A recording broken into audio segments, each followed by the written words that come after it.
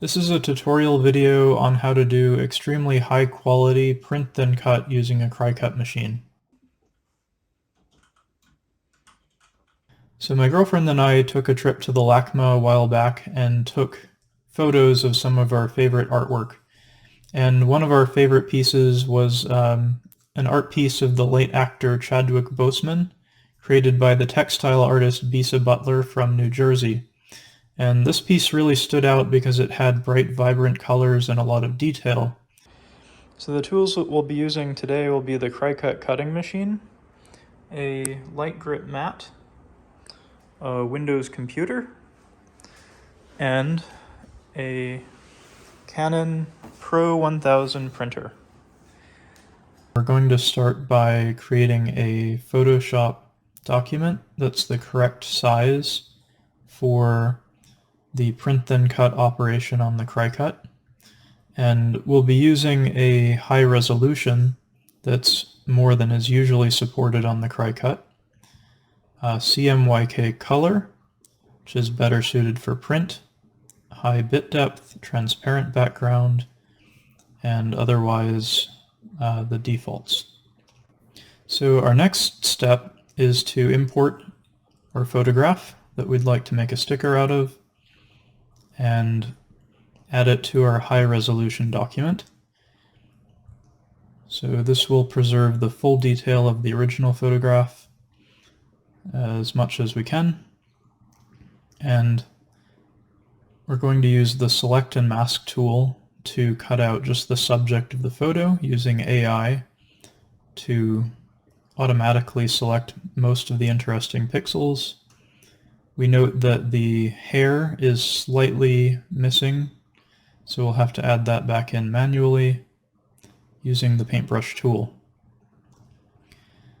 It comes in nicely, and now we have all of the detail that we'd like to keep, and there's the background removed, so you can see this is what we'll be printing out.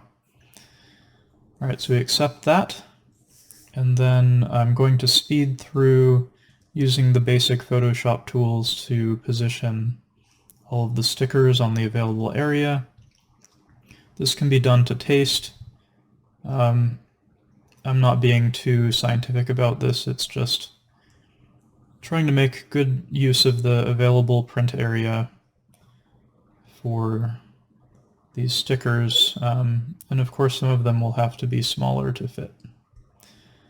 So at the end of this process we've got a completed sticker sheet with high quality across the entire printed area. So the next thing we're going to be looking at doing is adding a stroke to the outside of each of our stickers. This is done not for any graphical reason, but because we want the CriCut machine to have a bit of a margin for error. I've noticed that the machine is inaccurate to about a half of a millimeter, so if we provide a 1 or 2 millimeter stroke on the outside of each of the stickers, then it'll be able to cut within the lines pretty consistently. We're going to choose white because that's going to be sort of a more traditional sticker color. There is one issue I noticed if we choose a black stroke, just to show you. There's this white outline here that I don't know how to get rid of yet, so that would be a bit more complicated perhaps.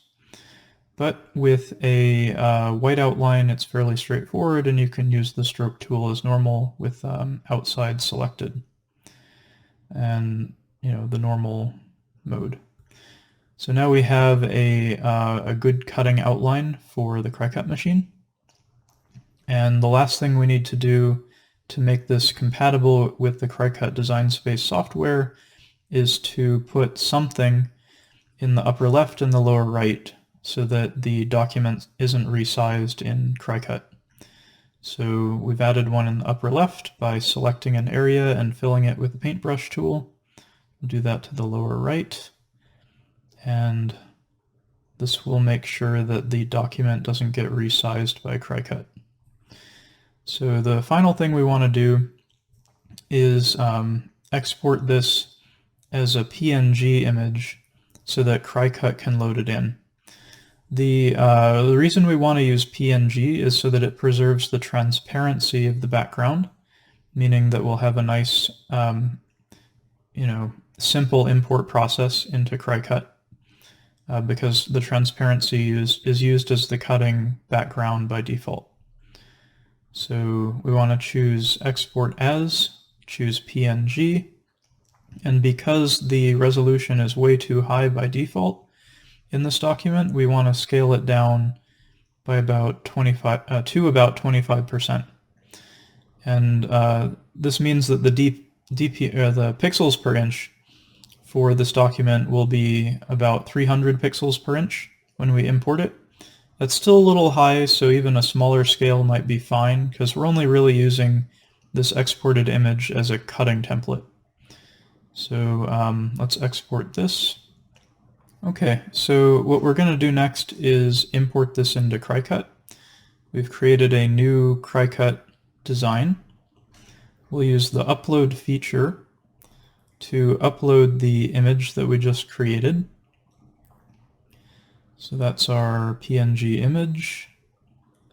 And open it up. Okay, now we can choose between moderately complex or complex. I honestly don't know which one's better. I've gotten good results from moderately complex on this kind of sticker, so it seems reasonable to use that here. The background is already removed thanks to using PNG format, so just hit apply and select print then cut image. Alright, so we'll wait for that to upload and then add it to our document. So back on our canvas, we have to resize this image so that it looks correct. So we'll set it to 6.75 by 9.25 and align it to the upper left. And now we're ready to make it. So you can see it there on our hypothetical mat. And let's print it.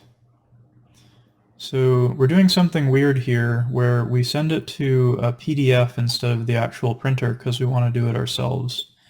Make sure that bleed is turned off and use the system dialog.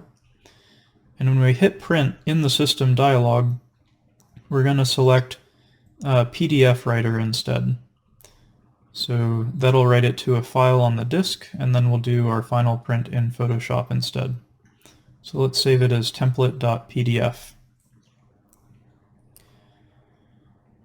And before we finish with CriCut, let's select our cutting force and other parameters.